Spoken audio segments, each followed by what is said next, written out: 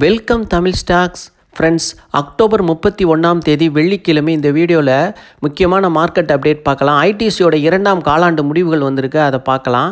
அதுக்கு முன்னாடி நேற்று அக்டோபர் 30 வியாழக்கிழமை முடிவடைந்த மார்க்கெட் அப்டேட்டை முதல்ல பார்த்துடலாம். சென்செக்ஸ் 592 புள்ளி இறங்கி 84,404 க்ளோஸ் ஆகிருக்கு. நிஃப்டி 50 176 புள்ளி குறைஞ்சி 25,877 க்ளோஸ் ஆகிருக்கு.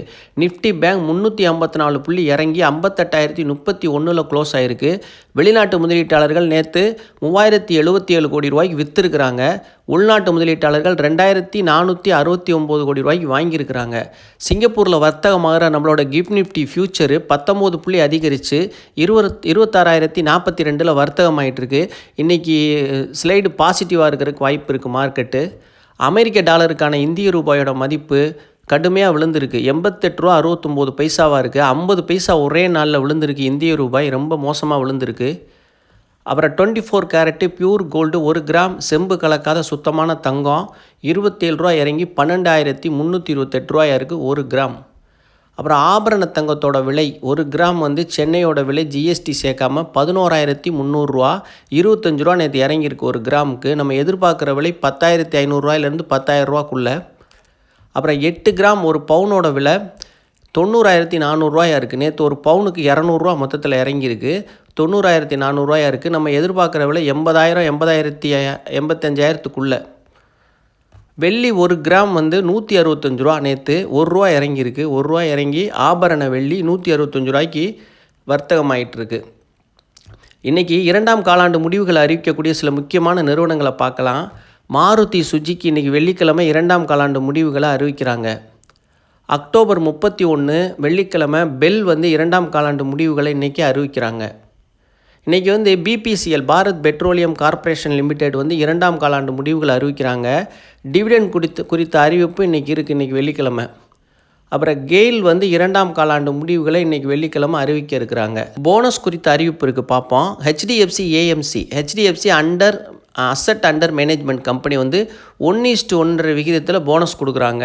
ரெக்கார்ட் டேட் 26 நவம்பரில் ரெக்கார்ட் டேட் கொடுத்துருக்குறாங்க. அன்றைக்கி உங்கள் டிமேட் கணக்கில் இருந்துச்சுன்னா உங்களுக்கு போனஸ் கிடைக்கும். நாள் நிறையா இருக்குது.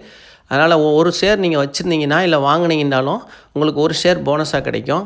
இதை கவனத்தில் வச்சுக்கோங்க. ஐடிசி நிறுவனத்துடைய 2ஆம் காலாண்டு முடிவுகள் அக்டோபர் 30 வெள்ளிக்கிழமை வந்திருக்கு. ஐடிசியோட 2ஆம் காலாண்டில் நிகர லாபம் 5,187 கோடியாக இருக்குது. 4% அதிகரிச்சிருக்கு ஆண்டுக்காண்டு. நிகர லாபம் காலாண்டுக்கு பார்த்தோம்னா சென்ற காலாண்டில் 21,256 கோடி, இப்போ 21,215 கோடியாக கிட்டத்தட்ட 1% விழுந்திருக்கு. ஜனவரி 1, 2026 அடுத்த 5 ஆண்டுகளுக்கு புதிய இயக்குனரை நியமிக்கிறாங்க. அமிதாப் காந்த் அவரை நியமனம் செய்கிறதுக்கு திட்டமிட்டிருக்கிறாங்க.